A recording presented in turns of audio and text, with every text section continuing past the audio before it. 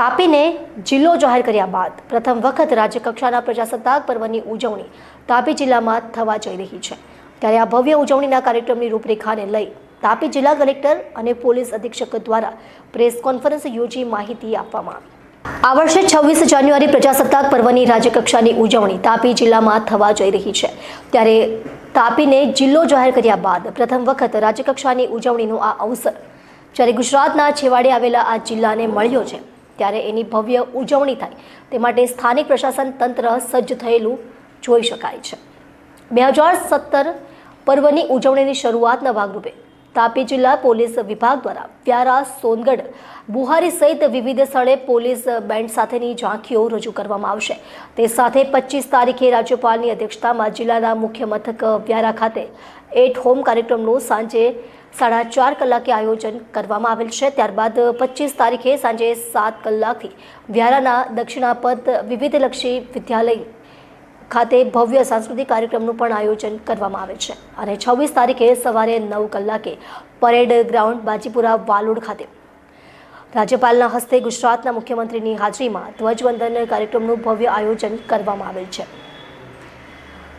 જાતોજ બંદરનો કાર્યક્રમ પૂર્ણ થયા બાદ વિવિધ સાંસ્કૃતિક કાર્યક્રમની સાથે પોલીસ વિભાગ દ્વારા અલગ અલગ જિલ્લા અને રાજ્યના પોલીસ બેડાની ઝાંખીઓ પણ રજૂ કરવામાં આવશે। ત્યારે આ સમગ્ર કાર્યક્રમ અંગે તાપી જિલ્લા કલેક્ટર શ્રી વિપિન ગર્ગ અને પોલીસ અધિક્ષક રાહુલભાઈ પટેલે શું જાહેર સંદેશ આપ્યો, આવું સાંભળીએ। ડોક્ટર બિંદેશ્વરી શાહ, તાપી। 26મી જાન્યુઆરીની ઉજવણી, રાજ્યકક્ષાની ઉજવણી આ વખતે તાપી જિલ્લામાં થવાની છે। આ પ્રસંગે માનનીય રાજ્યપાલશ્રી અને માનનીય મુખ્યમંત્રીશ્રી તાપી જિલ્લામાં પધારવાના છે।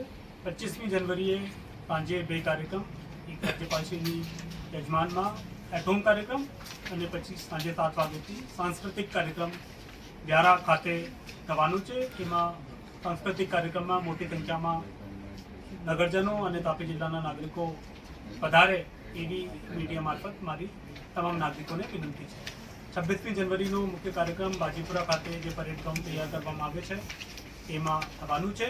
સવારે 9 વાગ્યાથી આ કાર્યક્રમ થવાનું છે, જેમાં માનનીય રાજ્યપાલશ્રીના હસ્તે જે ધ્વજારોહણ થવાનું છે અને માનનીય રાજ્યપાલશ્રી અને માનનીય મુખ્યમંત્રીશ્રી જે છે એ પરેડની નિગરાની કરશે અને પરેડનો સલ્યુટ લેશે। એ કાર્યક્રમમાં તાપી જિલ્લા વહીવટીતંત્ર દ્વારા સાંસ્કૃતિક કાર્યક્રમ અને police parade, dog show, horse show, bike stunt એવા તમામ પ્રકારના કાર્યક્રમ થવાના છે અને પછી જે વિજેતાઓ છે એને માનનીય મુખ્યમંત્રીશ્રી અને માનનીય રાજ્યપાલશ્રી દ્વારા સન્માનિત કરવામાં આવશે। આ કાર્યક્રમમાં પણ તાપી જિલ્લાના મહત્તમ લોકો ભાગ લે એવી મીડિયા મારફત મારી તમામ તાપી જિલ્લાના નાગરિકોને નમ્ર અપીલ છે।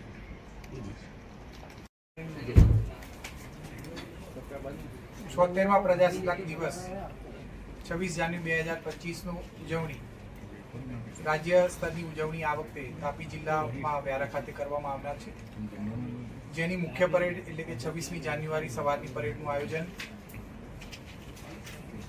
તાપી જિલ્લાના બાજીપુરા ખાતે તૈયાર કરેલા પરેડ ગ્રાઉન્ડ ખાતે કરવામાં આવેલ છે।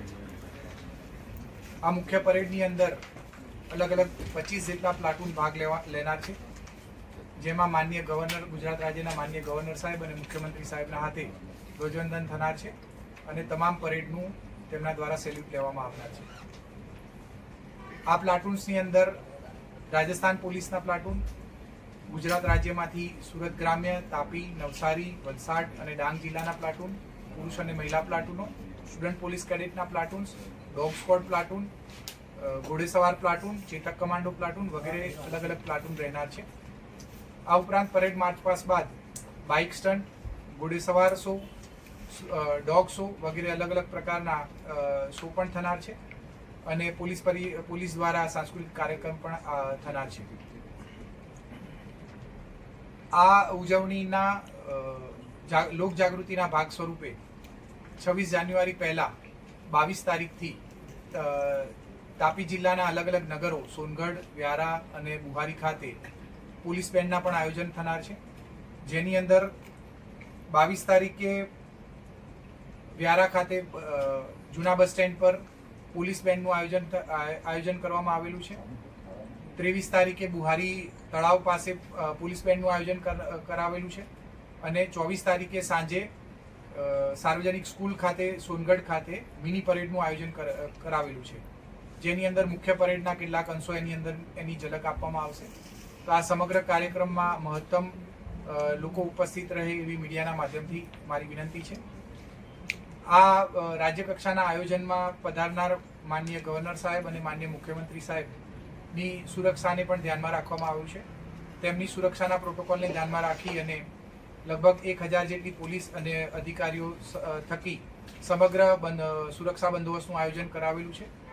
અને આ સુરક્ષા સાથે આ સમગ્ર ઉજવણી ખૂબ જ શાંતિ અને સલામતીપૂર્વક થાય એનું પૂરતું ધ્યાન રાખવામાં આવેલું છે.